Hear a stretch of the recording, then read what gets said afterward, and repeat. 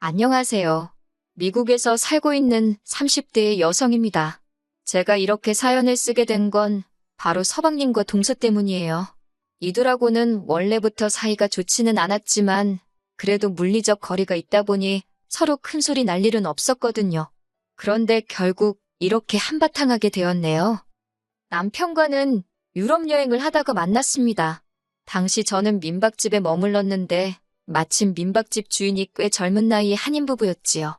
그래서인지 밤마다 투숙객들과 어울려 술도 한잔하고 야식도 만들어 먹고 그러길 좋아하더라고요. 저도 한 이틀 정도를 같이 어울리게 되었는데 남편 역시 그 자리에 있었답니다. 거기서 눈이 맞은 저희는 한국에 와서도 계속 연락을 주고받았고 이후로 진지한 사이로 발전했어요.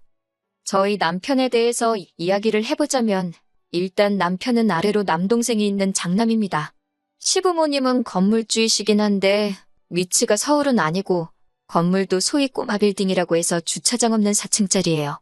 공실은 전체의 20%도 넘는 것 같고요. 게다가 건물을 올릴 때 대출도 많이 받아서 몇 개 안 되는 점포에서 세받아 이자 내기도 바쁘다 들었네요. 그래도 건물주랍시고 어머님 아버님 두 분 다 목에 힘께나 주고 다니십니다. 걸핏하면 저희더러 그 건물 안 물려주신다고 협박을 하기도 하시고요. 저나 남편은 그 건물에는 전혀 관심도 없었기에 그런 협박이 크게 효과가 있지는 않았네요. 그런 집안의 애시당초 왜 시집을 간 거냐 궁금해 하실 수도 있겠지만 저는 남편 한 사람만 봤어요. 연애하는 내내 매사 저를 배려해주고 책임감 있는 태도가 저에게 평생 이 사람을 믿고 살아도 되겠다는 확신을 갖게 해주었거든요. 그리고 어머님 아버님 건물이 아니어도 저희 두 사람 능력으로 사는데 어려움은 없겠다 싶었고요.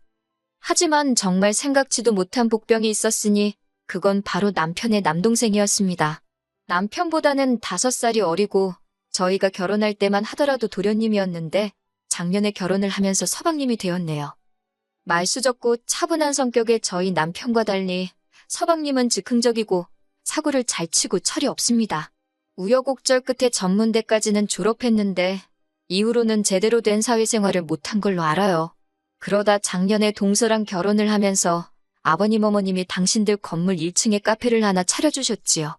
그나마도 남편 말로는 그 작은 카페에서 아르바이트생을 셋이나 두고 쓴답니다. 서방님이나 동서가 뭘 하는지 모르겠다면 남편이 무척 한심해했는데 저는 우리한테 피해를 주는 것도 아닌데 내버려두라 했네요. 까놓고 우리가 차려준 것도 아닌데 이래라 저래라 해봤자 들어먹지도 않을 테고 서로 기분만 상하게 뻔했으니까요. 서방님은 툭하면 자기 입으로 자기가 명색이 건물주 아들인데 이 정도는 하고 살아야 하지 않겠냐며 이것저것 쓰잘데기 없는 걸 어지간히 사나르기 바빴습니다. 정작 집은 월세였고 아르바이트생들 월급을 제때 못 주는 일도 허다했지만 차는 외제차를 끌고 다녔지요. 동서도 뭐 남의 집 딸을 가지고 제가 이러쿵저러쿵 떠들면 안 되지만 서방님이나 동서나 생각하는 게 비슷하니까 같이 산다 싶어요. 전에 듣기로는 서방님과 결혼하기 전 동서는 피부관리실에서 일을 했던 모양이에요. 그런데 여기에도 어이없는 사연이 있어요. 처음에 저희 시부모님께 인사드리러 왔을 때 자기가 피부과에서 일을 한다고 했다대요. 그러니까 시부모님은 간호사인가 보다 생각을 하셨고 당신들의 백수 아들이 동서에 비해 한참 부족한 것 같아서 부랴부랴 카페를 차려준 거예요. 그런데 알고 보니 피부과도 아니지, 간호사도 아니지, 실망이 이만저만이 아니셨던 모양입니다. 그런데 정작 서방님은 다 알고 있었던 거라며 오해한 시부모님이 이상하단 식으로 몰아갔나 봐요. 결국 시부모님도 그런 서방님의 등살에 못 이겨 누굴 탓하겠냐며 그냥 살라 허락하셨지요. 그런데 시부모님이 별말 안 하고 넘어가서 그런 건지 동서의 시건방이 나날이 심해져 갔습니다. 뿐만 아니라 언젠가부터 제가 만만하게 보였는지 걸핏하면 제가 자기를 무시한다는 소리를 제 험담처럼 하고 다녔더라고요. 저랑 동서랑 시부모님 생신이나 명절 아니면 볼 일도 없었는데 무슨 수로 제가 자기를 어느 틈에 무시를 했겠어요? 그런데 급기야 한 번은 서방님이 전화로 형수보다 한참 어린 여자라며 꼴사납게 질투 좀 하지 말랍니다. 어처구니 없는 소리에 순간 기가 막혀서 말이 다 안 나오대요. 그런데 그때 남편이 지금 뭐라고 짓거린 거냐며 제 전화기를 낚아채 갔습니다. 알고 보니 서방님 목소리가 너무 커서 스피커폰이 아니었는데도 전화기 너머로 흘러나왔나 봐요. 남편이 옷도 제대로 안 챙겨 입고 그 길로 차에 올라탔어요. 저도 얼떨결에 따라 붙었는데 서방님 집으로 향하더라고요. 그리고선 서방님이 사과하러 왔냐며 빈정거리며 현관을 여니 무섭게 쫓아들어가 서방님을 두들겨 패기 시작했습니다. 형수가 네 친구냐면서 어딜 기어오르냐고, 바저버릇하니까 똥인지 된장인지 분간을 못하냐며 서방님이 말대꾸 하려들면 한 대 또 패고 팬 대 또 패고 그러대요. 옆에서 악을 써대는 동서한텐 저한테 사과하라 그러고, 솔직히 내 남편한테 이런 면이 있었나 싶어서 놀라기도 했지만 든든하더라고요. 서방님이 고소한다길래 그러라 했어요. 하지만 나중에 알게 됐는데 이 상황을 알게 되신 어머님 아버님이 서방님하고 동서더러 저희 부부를 고소하면 카페는 뺏는다고 그러셨다대요. 그래서인지 더는 이러쿵저러쿵 그날 일에 대해서 말이 없었습니다. 한편 그때 당시 저와 남편은 해외로 이직하기 위해 고군분투 중이었어요. 그러다 운 좋게 남편이 먼저 기회를 잡게 되었고요. 미국에 있는 IT 회사였는데 연봉도 한국에서 받는 것보다 월등히 높았고 영주권도 해준다 하니 거절할 이유가 없었지요. 그렇게 저희는 지금 살고 있는 이곳에 오게 되었네요. 미국에 온 이후로는 서방님네와는 아예 연락을 주고받지도 않았으니 부딪힐 일 자체가 거의 없었습니다. 하지만 얼마 전 동서가 임신을 했다는 소식은 어머님을 통해 알게 되었지요. 제가 동서에 대한 좋은 감정이 있던 건 아니지만 그래도 가족인데 임신을 했다니 축하는 해줘야겠다 싶더라고요. 그래서 축하 전화를 했는데 연결이 되지 않았습니다. 처음엔 바빠서 그런가 싶어서 몇 차례 더 했는데 계속해서 연결이 안 되더라고요. 그러다 마지막이다 생각하고 한 전화를 서방님이 받았습니다. 그리고선 한다는 말이 지금 동서가 태교 중이니까 이런 전화는 하지 말라대요. 그 말을 듣는데 기분이 진짜 나쁘다 못해 더럽고 어이가 없더라고요. 제가 뭐 자기 태교에 악영향을 준다 그런 소린가 싶어서 너무 불쾌했지요. 돈이라도 얼마 보내줄까 하다가 지들끼리 어련히 잘 살겠냐 싶어서 그 마음도 접어버렸어요. 그런데 그 이후로 한 두세 달 정도 지났을까요? 소식 한번 전하지 않던 서방님이 어쩐 일로 연락을 해서는 동서가 미국으로 태교 여행을 가고 싶어 한답니다. 그런데 자기는 일이 바빠서 못 간다며 저더러 잘 좀 챙겨달래요.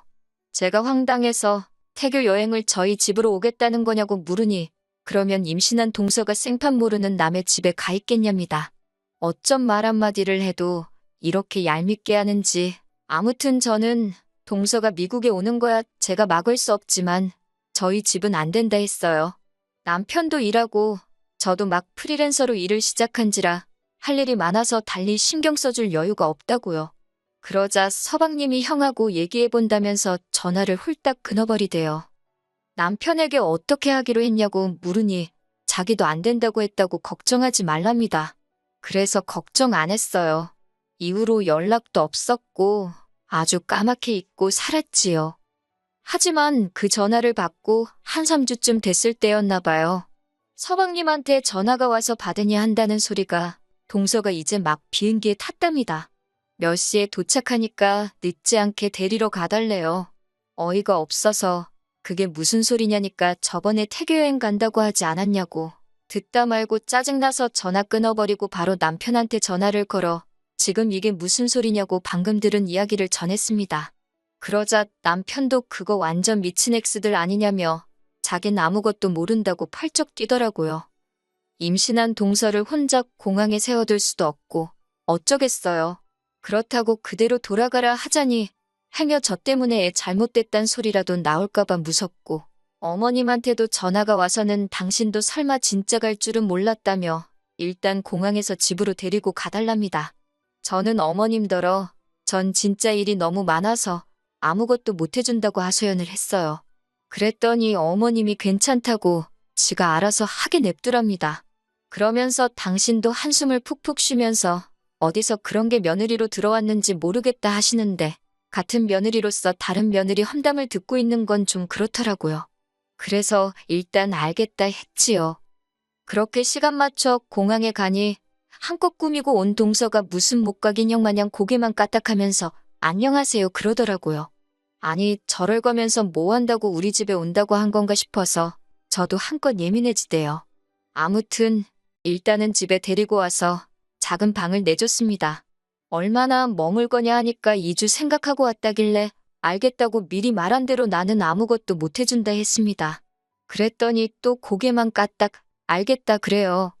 그런데 이튿날부터 신우가 집안만 왔다리 갔다리 사람 정신사납게 굴더라고요. 제가 어디 안 가냐니까 말도 안 통하고 길도 모르는데 어떻게 나가냐고 하길래 택시라도 불러줄 거냐니까 택시 타는 건 무섭답니다. 제 차라도 운전하라고 내주고 싶었지만 동서는 국제면허는커녕 아예 운전면허가 없다대요. 내심 제가 운전해주기를 바라는 눈치였지만 저에게는 지 멋대로 온 사람 뒤치다꺼리를 할 여유가 없었습니다. 답답하겠다고 안 됐다고 해줄 말이 그뿐이었어요. 그래도 밥은 차려줬고 빨래도 제가 그냥 해줬습니다. 퇴근한 남편이 그래도 재수 씨도 왔으니 나가서 밥이라도 먹자 그러대요. 그렇게 셋이 나가서 외식을 하는데 진짜 체하는 줄 알았습니다. 식사하는 내내 말도 한마디 안 하고 동서 표정이 뾰루퉁하더라고요. 왜 그러냐 물으니 그제서야 아무것도 아니에요 하고 한마디 하는데 이럴 거면 진짜 왜 왔나 싶더라니까요. 그렇게 한 일주일쯤 지났을까요? 신우가 어디다 막 전화를 하더니 저더러 받아보랍니다. 받으니까 서방님이에요. 서방님이 저더러 지금 임신한 사람 두고서 뭐 하는 거냐입니다. 웬 자다가 봉창 두들기는 소린가 싶어서 뭔 소리냐 하니까 임산부가 있으면 그 사람 배려를 해주는 게 기본 상식 아니냐면서 어떻게 자기 와이프를 데리고 쇼핑 한 번을 안 갈 수가 있냐고 그래요. 어이가 없어서 동서가 애냐고 따졌어요. 그랬더니 임신하지 않았냐입니다.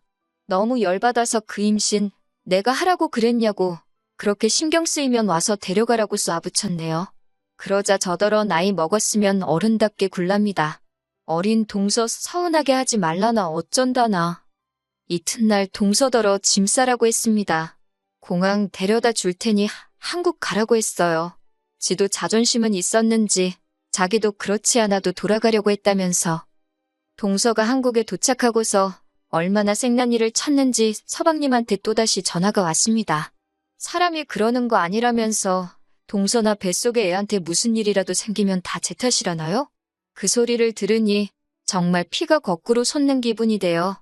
제가 서방님 떨어 애시당초 임신한 마누라 미국에 혼자 보내는 네 정신머리가 글러먹은 거라고 네 새끼 잘못되면 정신 빠진 너랑 네 마누라 탓이지 그게 왜 내 탓이냐고 마구잡이로 쏴붙였습니다.